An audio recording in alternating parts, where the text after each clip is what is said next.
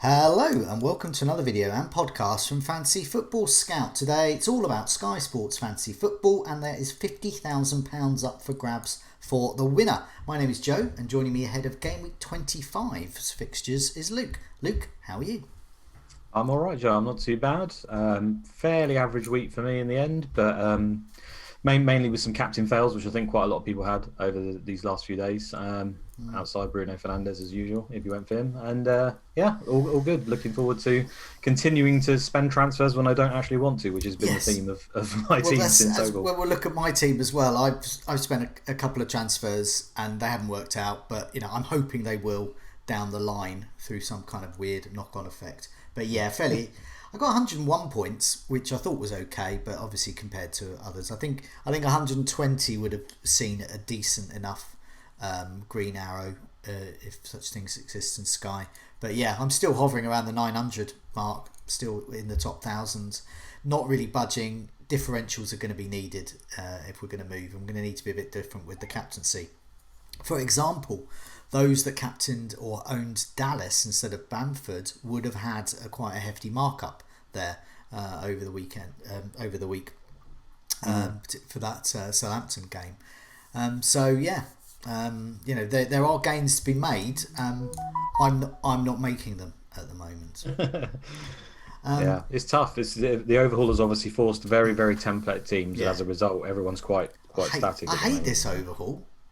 It's not because great, is it? because of what you were saying. I think I don't know if whether the tech is designed enough to have, like in FPL, a wild card at any time you want, because that would mix it up a bit. But everyone has moved to the same team. I guess what I should have done is move to a completely different team. Well, this is the thing when in a static price game, and we've obviously got all the fixtures, well, not all the fixtures, Yeah, but a lot of the fixtures out in front of us, so we've all got the same information. It's only going to lead one way, yeah, isn't it? Where teams are going to be very similar. and And having worked with Sky in the past, I know that they stuck in this second overhaul basically to try and get players to re-engage with the game, because obviously when you have a limited makes transfer sense. game and a lot of people spank them early doors, they've then got no reason to log in, have they? Yeah, So you're kind of giving them a free chance to get back into it, I guess, and reconstruct your team. But all it really leads to is the template teams, like you yeah, say, they will start to differentiate. Like yeah, injuries and stuff have already started to happen, so they'll break away. yeah. But for now, it's extremely tough to make any moves. Yeah. Yeah, it's also, I mean, it's tough for you and I because we do a video and a podcast about Sky. So, not to say that we are, in a position to influence the template, but some people will look at that and go, well, look, if they're getting so and so in, we should do that as well. And We're part of the problem. we're That's what you're part of the saying, Joe. I problem. agree. We're part of the Yeah. problem. So we should either lie or do something else. But I can't quite bring myself to lie about my team. No. So what I say is what I do. Okay, let's have a look at some of those tier 2 and man of the match stars from the game week that's just passed. Man of the match, Diaz, underlying his potential at City for a broad spread of points. Jesse Lingard at West Ham. Now we're talking about differentials. Those have got Jesse Lingard in. Well done so far. Harvey Barnes, another differential at Leicester and a great option. Davies at Everton, so an Everton option there. Neto, Wolves fixtures not yet, but they do get better towards the end of the season, so keep that in mind. And Rafina, who you got in for your team.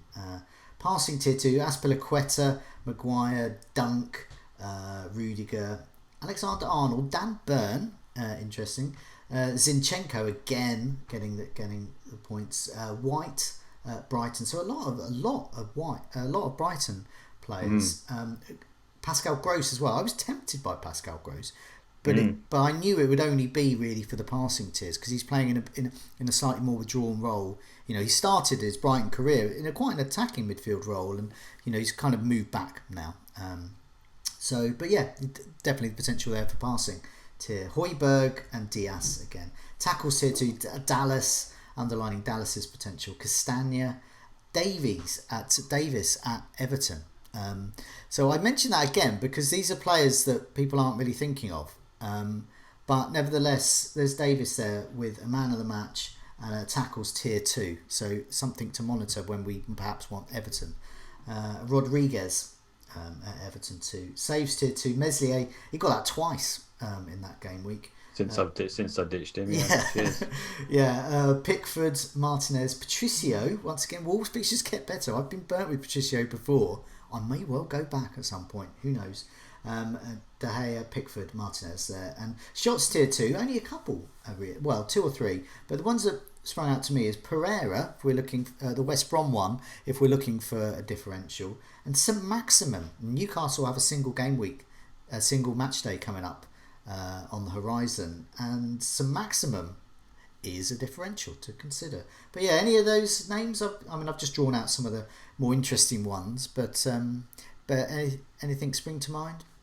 I think the usual ones we've been mentioning quite a lot recently, the ones that are consistently there. So Lingard has basically been ever present since he's moved in some way, shape or form, in some sort of award or goal or assist, and yeah, he just looks great. So at the moment, there's quite a dearth of midfield options, as we know. So he's not to be sniffed at. He's just performing so well.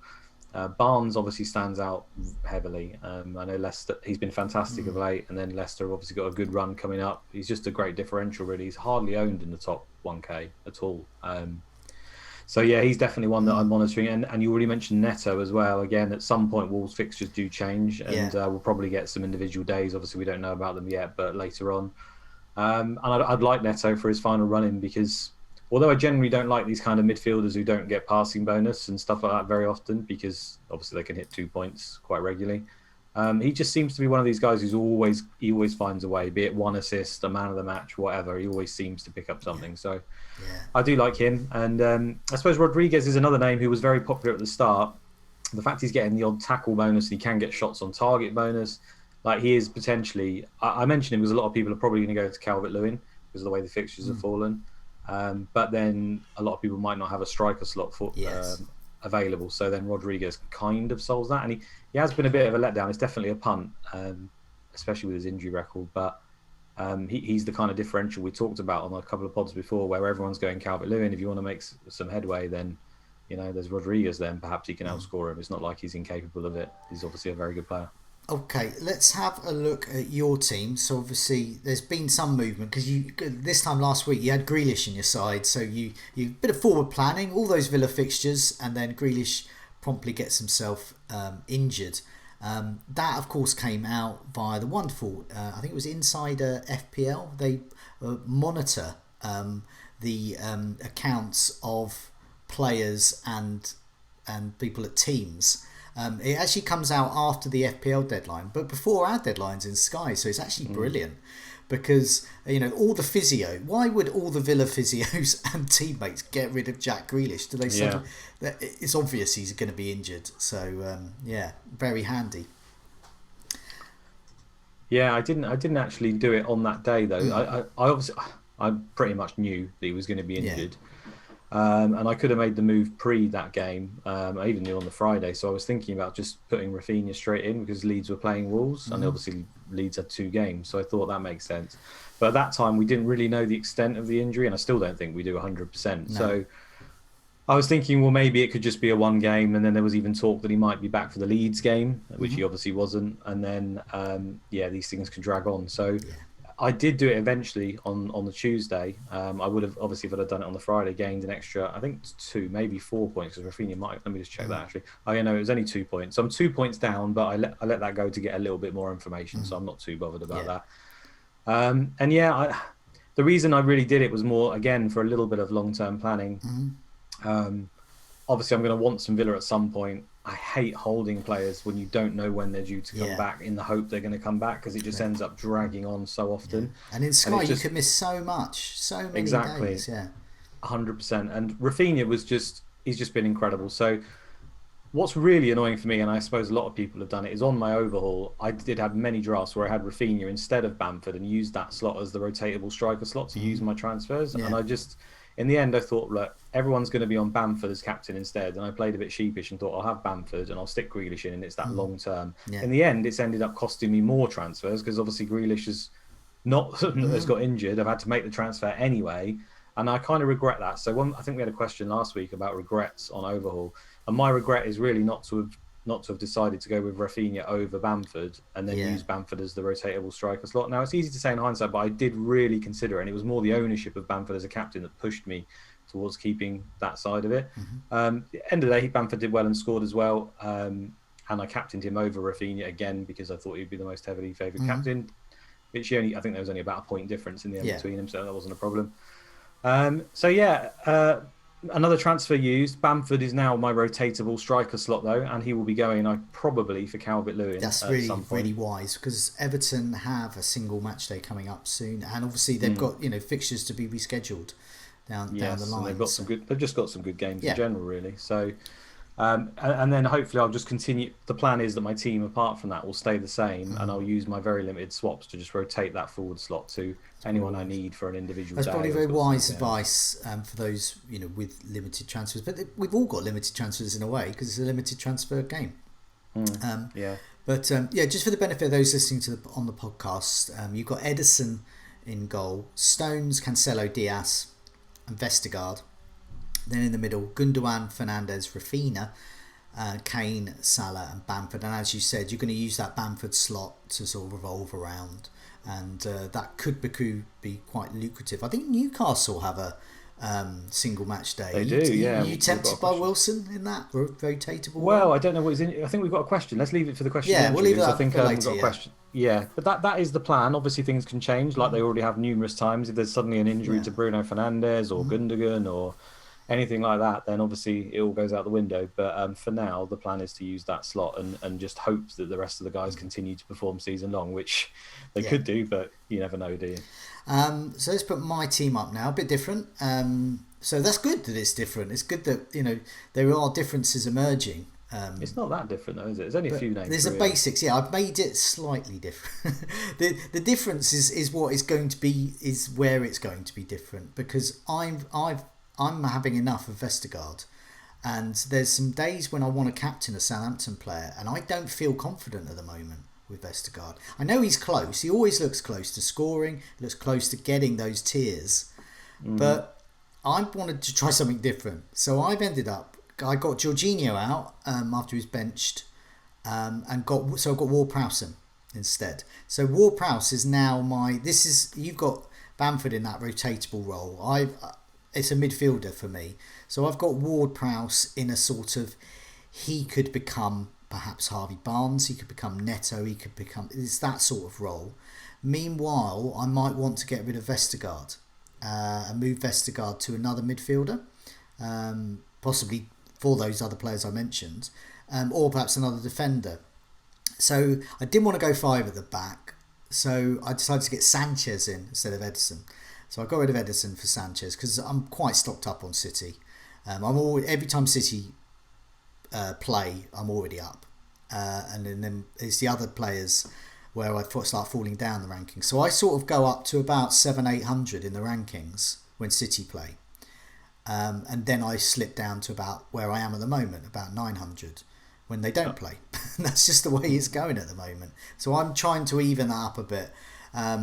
And City's fixtures, they're still obviously great for investment, and I want to keep Stones, Cancelo and Diaz. So I've got Sanchez in goal, Vestergaard, Stones, Cancelo, Diaz. Ward-Prowse is now my Southampton guy I prefer. Gundogan, Fernandes. I've got Salah, Sterling and Bamford up front. And my plan is to move Sterling to Kane after the City match. Also, we get to see the lineup. So who my captain will be, we'll come to captains in a bit, will be whoever's playing, because we'll find that out before. So Sterling may only get a few minutes in that game, but anyway, he's gonna. I'll give him that game, the West Ham one. Either he'll start or come on, and then the next day I'm going to shift him to Kane, because Kane looks pretty good for captaincy coming up. So that is a plan I'd already sort of penciled in. And I can do that. It's Villa I'm missing out on. They have a single match day coming up soon. And Everton are an issue for me down the line. So I'm keeping an open mind about that. But one thing I'm looking at, I think we were speaking about it in just before we came on air, is that there is in game week 20, there's an interesting Villa hop-on point, which is game week 20, where was it? 27, 26. They play Sheffield United. Is that what? Yeah, that's and the they one. also play home to Wolves the next week. So yeah, there's a couple of places you could move on. But that one in particular on Wednesday, the 3rd of March, we're away to Sheffield United. Okay, that's it. Yeah. Yeah, so a lot of the teams or Villa will have played on the Saturday anyway because it's obviously the double game That's week, it. and then some of the other teams may have already played. So obviously you could switch if you wanted to. The alternative is just obviously to switch at home to Wolves, which is also just a great point, just to jump on because it's a good game. You don't always need to grab the extra on, I think. Yeah, that's right. So that's something I'm looking at there. And so I'm looking because I think I have to keep Brighton, my Sanchez. One of the reasons I got Sanchez in is because I wanted to free up money, use it down the line. That gives me something a bit different because a lot of people have Edison, so I can use that money elsewhere.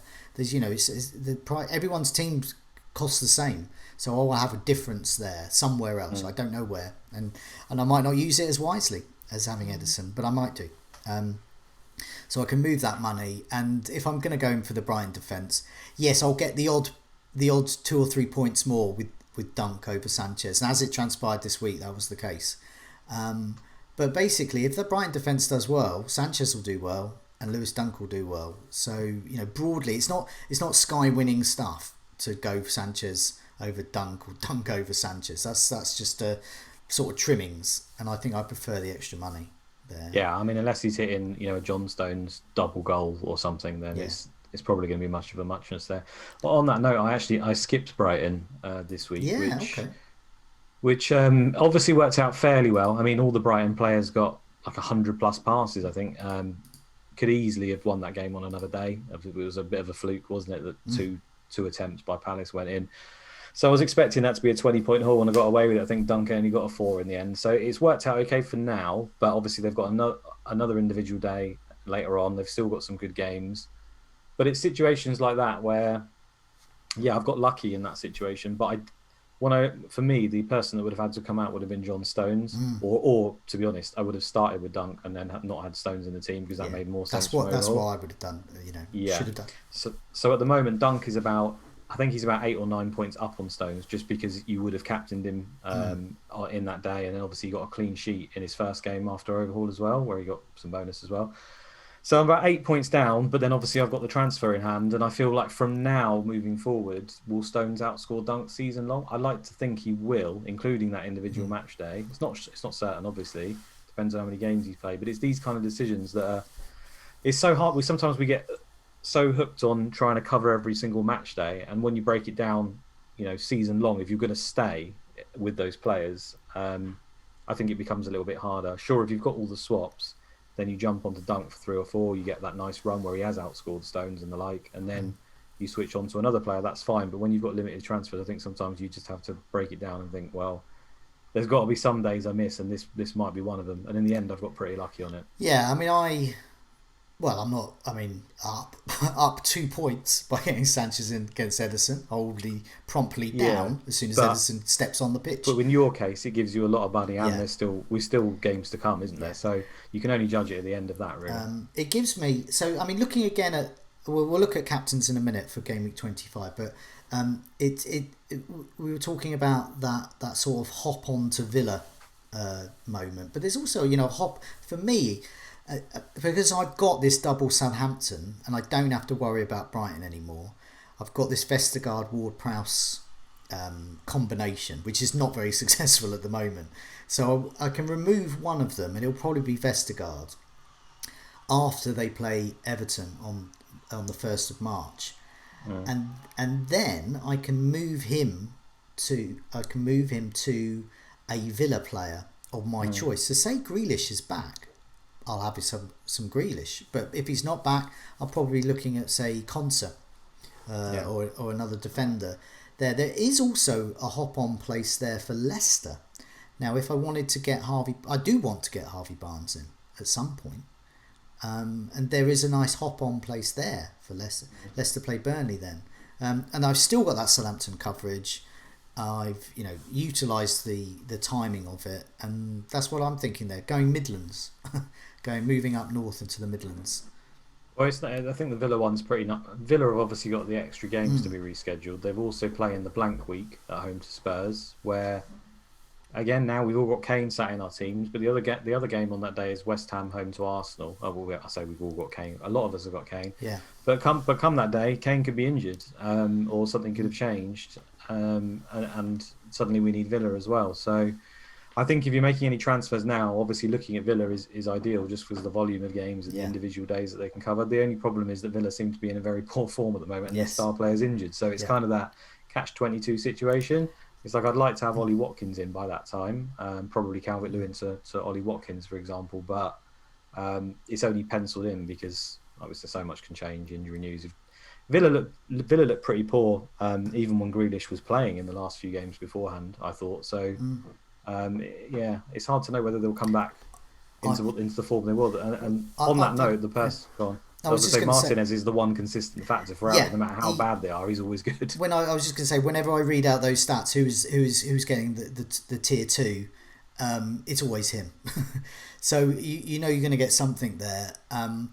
I think I see them more as a defence team now, with Grealish out at the moment, and also I've had Grealish in the FPL format, and I wasn't hoping he was getting injured, but I was hoping there was something to remove him. I thought we might get a red card or something, hopefully, so that it wasn't injured. Just it could be the excuse to get rid of him because he's been really poorly performing. I think I've had 1 assist out of 3 or 4 weeks from him, which is not what you want from a player like that. So yeah, I'm thinking more defence for there. I haven't looked into. I'm going to look into a bit more about the potential for passing and tackling, etc. But that's the player I'm looking at. These players who when they do nothing, they still get something. That is very much the key of Sky a lot of the time, and Martinez is definitely one of those. Yeah, definitely. So let's have a look at these Sky 25 fixtures for Game Week 25. Lots of them. We've got 6 captaincy days. So moving down the list, we've got Man City against West Ham, West Brom against Brighton, Leeds against Villa, Newcastle against Wolves, all taking place on the Saturday. As I said before, we know the Man City lineup this day, so utilise it. I'm going to captain whichever defender's playing, probably. So we'll see who it is. I presume you'll be similar. Yeah, I mean, it's a rare treat to get to see the Man City team. Leeds versus Villa, you could look at Rafinha again, maybe, because he's been fantastic. Villa have been poor, as we just said. Yeah, it could work, but I feel when you get to see the lineup, you've got to take hold of that, and you'd expect they will get passing bonus as well, the defenders. West Ham could score, I think. I mean, they're capable. For me, I don't have any of their offensive assets apart from Gundogan. So if he's in the starting lineup, maybe I'll be tempted to go him. It works the other day when I know he came off injured, but he got a brace, didn't he? And man of the match, etc. So clearly a good option still. I'll be as ever if Cancelo's in the lineup, I'll always be tempted. My only worry with him is he's just played 90 minutes and maybe he comes off early because that happens sometimes. And Diaz played as well for the 90. So Stones could be. I have Sterling, and this could be his final hurrah. If he is in that squad, usually away from home, he scores well against West Ham. I can't recall off the top of my head any big hauls for Sterling at the Etihad against West Ham. But nevertheless, I think I might give it a go for Sterling. Because he's a differential, isn't he? So if you've got him, it's probably worth. I think he was pretty poor apparently, according to all accounts last night. But that doesn't really mean anything. You could be fine. I mean, if Diaz is in the starting lineup, Cancelo and Stones, if they're all in the lineup, it'll be tough to. I couldn't tell you who I'm going to go for right now. It'll probably end up being Diaz, just because Stones has been a little bit less on passes than Diaz of late. And of course, he's been sitting even deeper. We saw the Man of the Match award. There's a bigger breath. You've got a kitten on you. Yeah, he just climbed up my leg, and I tried not to wince while that was happening. Ooch. Okay, well this is good. Okay, I'll go my eyes off the kitten. Okay, let's move on. Back to Hop Off. Oh no, yeah, there we go. And then on Sunday we got. So I'm going to be hopping off Sterling for Kane this day. So it's Crystal Palace, Fulham, Leicester against Arsenal, Tottenham against Burnley at home, and Chelsea against Manchester United. So for me, it's going to be Kane, and for you as well, I presume, and elsewhere. I think Kane or Salah are obviously Bruno Fernandes, but when it's away to Chelsea, you feel like you can get away with that one. I'm scrolling down to this. I missed out Sheffield United, Liverpool because they're playing much later in the evening. So Salah is an option. He is, isn't he? But Liverpool have been dreadful. So it's Spurs haven't been much better, and Burnley are tight. I don't know. Right now, it will be Kane, I think. I feel like just having the home game, the fact that he'll probably have a lot of shots, Burnley will hopefully sit deep, hopefully suit him a little bit. Um, but it could easily be Salah come this day. I honestly don't know at the moment. I might just switch it around. But I think there's an argument to not have one of the two because actually Spurs and Liverpool play on the same day for the next 3 weeks, I think. Hmm. The next three games, sorry. Yeah. So I know you were saying about getting Kane in. If you actually look at it, Salah plays every time that Kane Yes. plays. But Kane, I think, is probably the better captain, you could argue, on all three of the occasions. So I think if you had to pick one, it would be Kane. And Yeah. therefore, that's probably why I'll end up being my I'm captain. gonna go. Even though I'm looking for differentials where I can, I'm going safe by having both. These will both be captained. Mm. Well, on those days that they're playing, they both could do well. We never know. Moving on to the Monday, just the one match, Everton Southampton. So for me, I'm looking at Ward Prowse to be slightly different, and I do not fancy Southampton's clean sheet potential. Is this a day where you're thinking of Calvert-Lewin in for this for Yeah, so Bamford? originally I've planned just to have Vestergaard in there in case this game went ahead because it wasn't always certain it was going to stay on this day. And I thought, well, I'll be happy with that. Um, And I may still do that. It just depends how the rest of the days go. But I feel like now because Everton's games have been moved around a little bit, it makes sense for Calvert-Lewin because then they just have a way to West Brom Yeah, as well on Thursday, which that's a good game, isn't it? And Everton have looked a little bit better of late. And then Monday the 8th they play away to Chelsea, and then there's a game after that for Man City where you could jump back to a Man City asset if you wanted to, or you could even swap. I think if you go the next, where is it? Sorry, yeah, the Newcastle game. So on Sunday, the 7th of March, Newcastle play West Brom. So it's earlier in the game week. So what you could do is you can move to Calvert-Lewin for home to Southampton, Monday, the 1st of March. Calvert-Lewin, Thursday, the 4th of March, away to West Brom. So get those two games out of him. Then you could move him on because he plays away to Chelsea for a Newcastle player. So be that Wilson if he's back or St. Maximum. They play away to West Brom. They then have that individual day, Friday the 12th, home to Aston Villa. So that'll be a differential, I think, because a lot of people will probably be on a Villa player. So a bit of a differential there. And then they play in the blank day against Brighton away, who I don't have any Brighton assets yeah, whatsoever. okay. So for me, it kind of makes sense where I'll be playing against the crowd who will be on Brighton. And if I get lucky on both those occasions, Yeah. I could suddenly fly up against the masses. I could equally go down. But it's those kind of opportunities that I'm looking for. And we're running out of. I mean, all the games are sort of due to be rescheduled are done now, apart from two, I think. So moving forward, we've only got those two extra ones to go in. And then there probably isn't going to be too many opportunities around. Doubles and blanks and 3-for-1s and four. There's probably not going to be many. For those, I mean, you've got Rafinha as well, so Bamford can go. But for those with only Bamford, I mean, is Bamford to Calvert-Lewin, something that could be done? I mean, do we need Leeds? Yeah, I mean, I think you could do that. I think that's fine. Again, you could argue you don't need Calvert-Lewin, especially if you've got Southampton. You could even look at skipping it. It may not score in that game. I think that's fine too. Long term, I think I just like Leeds because they're so fun to have and they've got so many good assets. Like, for example, you may not want to use up a power slot, like a forward or even a midfielder, you could argue. You could just have Dallas in there and he's shown what he can do. So you could do a little bit of a switcheroo, and if you haven't got Dallas already, maybe move out a Man City asset by then because they'll have played all their extra games for Dallas to free up money, or you can do Vestergaard to Dallas. To cover that Leeds game because they're playing Fulham at home. Yes, on the 19th of March, single match day. Yeah, so I imagine that'll be quite a tough game because Fulham have been very tight of late. So you'd have thought maybe low scoring, Dallas playing in midfield, could get past his tackles, could maybe get a goal because he's popped up with so many. So he's still a decent option, I think. I mean, it could involve a brilliance so Rafinha could be the one there. So obviously, if it's a 1-0 to Leeds and it's some good bit of Rafinha magic, then obviously that's man of the match with Beckham, you would imagine. And they've got a really tough run. So after that game, they play away to Fulham, which I think you'd still want one for, and then they're home to Sheffield United, which I think you probably want one for as well. Then after that, they go on a 3-game run where they play away to Man City, home to Liverpool, home to Manchester United, which is a tough little 3 games. Well, that's when in. So a lot of people play Sky and FPL. So in FPL, I'd already earmarked get rid of Leeds. Then that's to get rid of Leeds time. in that format, and so we can bring that through with Sky as well, because the fixtures are the same. That is the time to start thinking about moving off Leeds.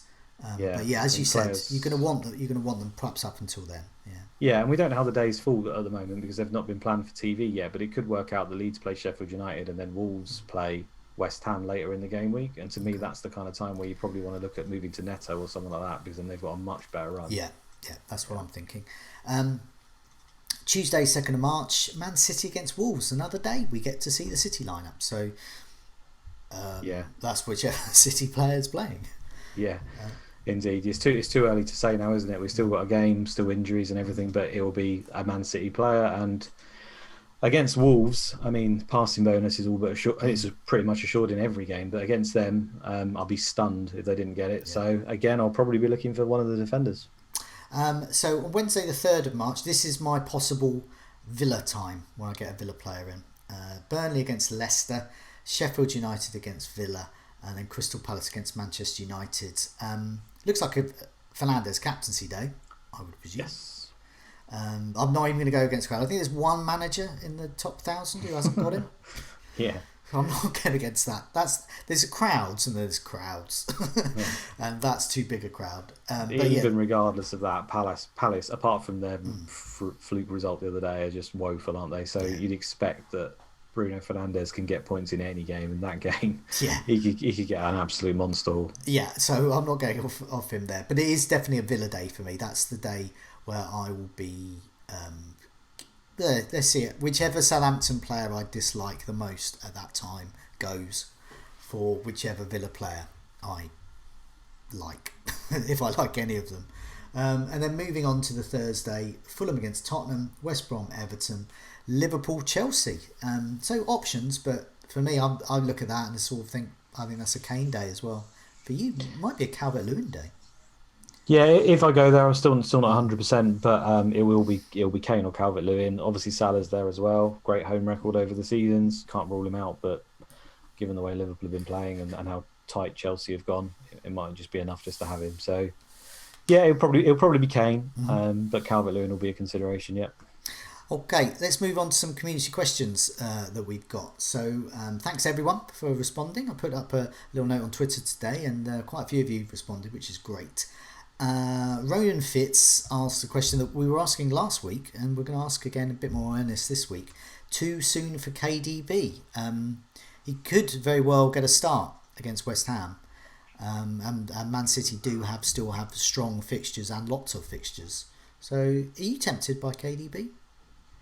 Definitely tempted, but for now I'm still gonna hold strong and just ignore him. I think I'm gonna wait until he probably punishes me, and then I'll probably think about getting him in. I'm just gonna hope that it never comes, or that my other players can cover it, because I just don't really have a plan. I'd have to drop one of Salah or Kane, and right now I don't really want to do that. And now it could be that Salah just continues to not perform.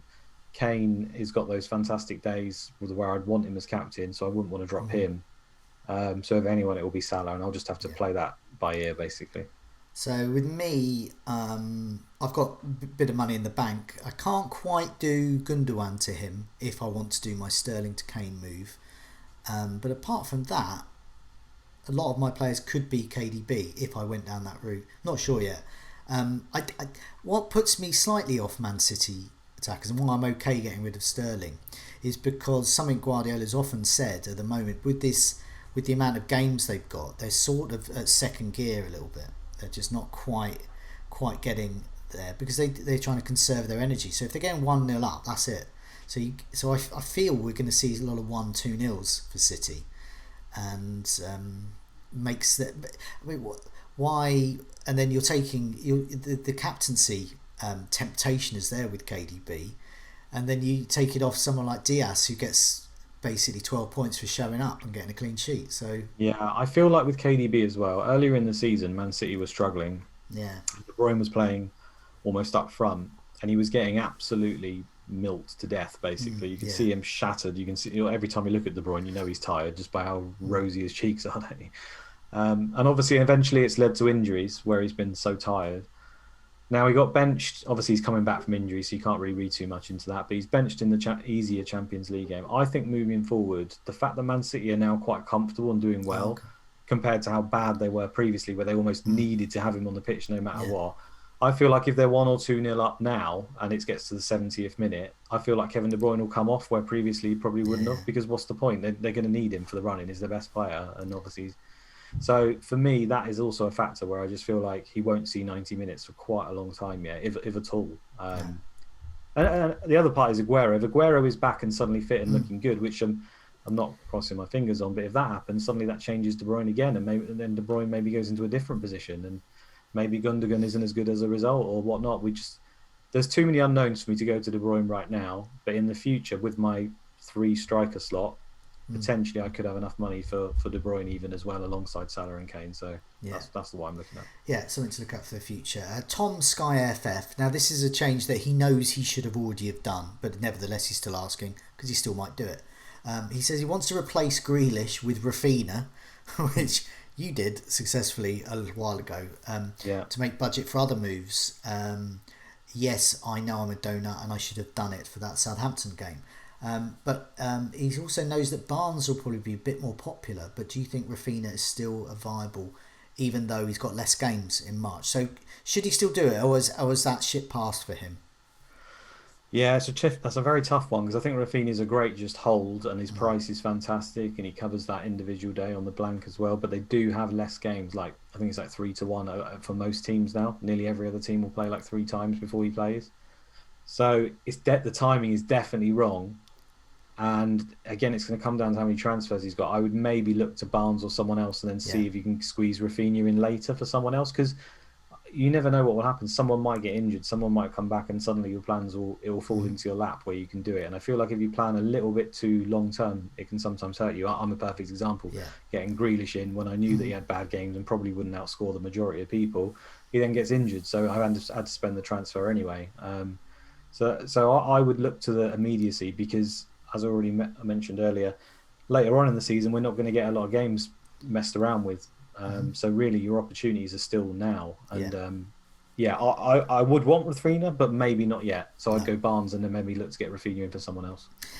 Lee Williams asked, who is the best Villa asset for? They have a single game day, we think, coming up at some point. Newcastle. Yes, the Newcastle game. So who's the And best? they're going to get Yeah, they're going to get another, you think? They're going to get, I think it's Villa versus Everton, is it? Yeah. Or something like that. There's another game to be rescheduled, which could come in anywhere, basically. So, yeah, a Villa asset is important. We've already discussed this quite a lot. And it's tricky to know who, especially with Grealish's injury not being... Yeah, I mean, that's essentially what Lee Williams is asking here. He's, who? Because he's gone off Grealish. I mean, Grealish isn't even playing, but... Honestly, I only think Ollie Watkins or Martinez, and to be honest, Ollie Watkins without Grealish is maybe a worry as well.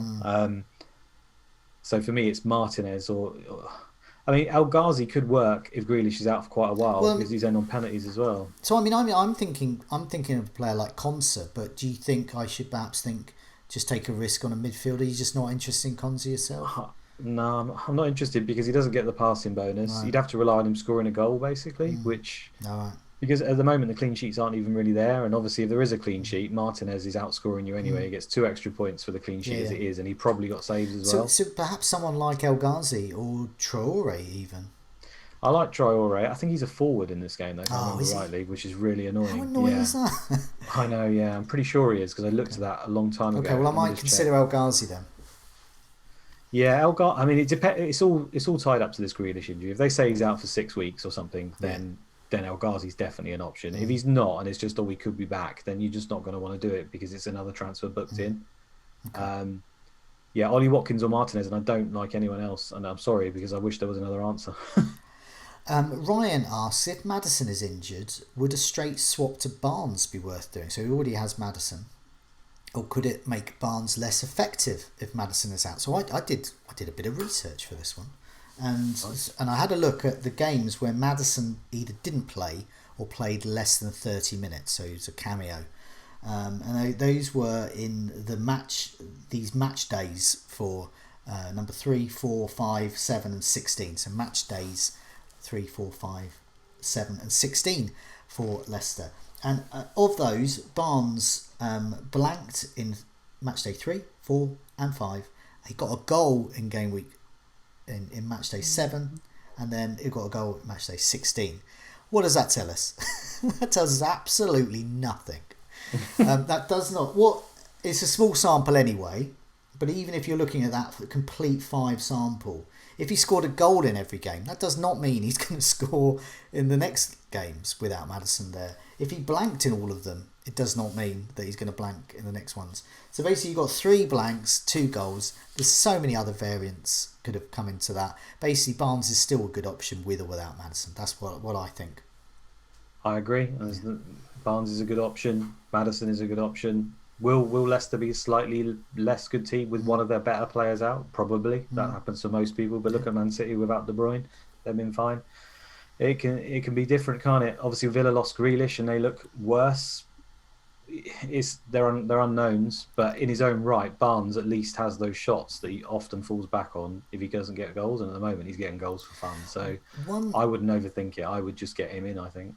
One knock-on effect is it could raise the profile of Pereira and Castagna in our thoughts. Without that creativity of Maddison, then the onus could be on who is creative on the flanks, and it would be perhaps those two. Because in previous times where we've seen Maddison out, Castagna and Justin did really well. I mean, at the beginning of the season, Castagna was in a lot of teams. Justin was been in a lot of teams. So those 2 players benefited from Maddison being out just because their creativity is needed more. So they're options. Yeah, I think Leicester just got great players across the pitch, and I think Maddison was injured in the first few weeks of the season. I think Leicester weren't particularly terrible as a result. Were good. I think they were and as I said, those fullbacks were great. Phantom Mantle asks for a bit of forward planning. Are there any upcoming single game day traps or any single game day opportunities? I never thought I'd like the look of Newcastle. However, they play on a Sunday before 2 singles. So yeah. And it's exactly what I mentioned before. On Sunday the 7th, they play away to West Brom, and then they play on the single day home to Villa, and then they play away to Brighton on the Saturday on the only day. So we've been here before. Newcastle had a very similar situation earlier in the season where they had like almost a 3-for-1 in the captaincy day, and everyone got, well, not everyone, a lot of people got Wilson in, and he got injured in the first game within about 19 minutes. Yeah. In the end, he came back for the 3rd game, and I think he got a goal or a man of the match or a brace or something, and it ended up being like a decent option. Yeah. So the worst thing you could have done was bring him in and then actually take him out, because it would have cost you 2 transfers. You should have just left him in if you did that. You could look at it either way. I think if you've got the transfers, and I've said a lot of times now that there won't be too many more of these 3-for-1 opportunities, then I would probably chance that, because those 3 games are great, and 2 of them he can be captain from when no one else can be. So let's say they get 2 points in every single game. That's 10 points straight away, and he failed in all 3. So 10 points for a transfer. I think in the past people have said if you can get 10 points or above for a transfer, generally you've done okay. So for me, literally 4 as captain, and a 2 is 10 points, and that is the bare minimum you'd hope for that. So I kind of like that, I guess. I don't like that it's Newcastle, but I kind of like that. If Wilson's still out though, that's the issue, isn't it? So Maximum is a player I mentioned, but it would be short term. Yeah, I think for me it would be Wilson or probably Noah. I may be tempted to St Maximum if I was loaded on transfers. I won't be doing that, but if Wilson is out, St Maximum for a punt, and there's no one else I really like. I mean, there's Almeria and there's other people that can do okay. You could look at a defender, maybe they get clean sheets in that, but I wouldn't bank on the Newcastle clean sheet at all, I don't think so. It may turn into a trap, and therefore, if Wilson's not there, I would probably avoid. Pat Deavy asks, is Kane worth getting in? Yes. Yes.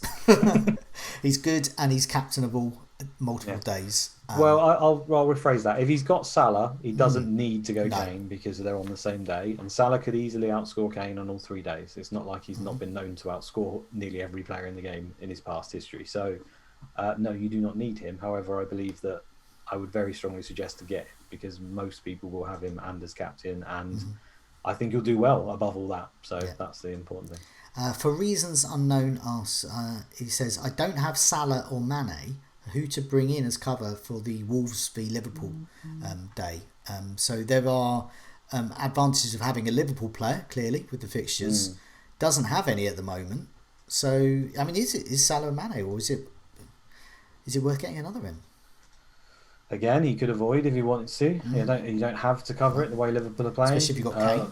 Yeah, I mean, think of every Wolves game. It's nearly always 0-0 by half time. Probably get part. I mean, the defenders are obviously ravaged at the moment, but if there's any game where you'd expect they'll get passing bonus and have a chance for a clean sheet, it might be that game. So you could look at Kabak. I think he could do okay in that game. Robertson, Trent, they're fine as well.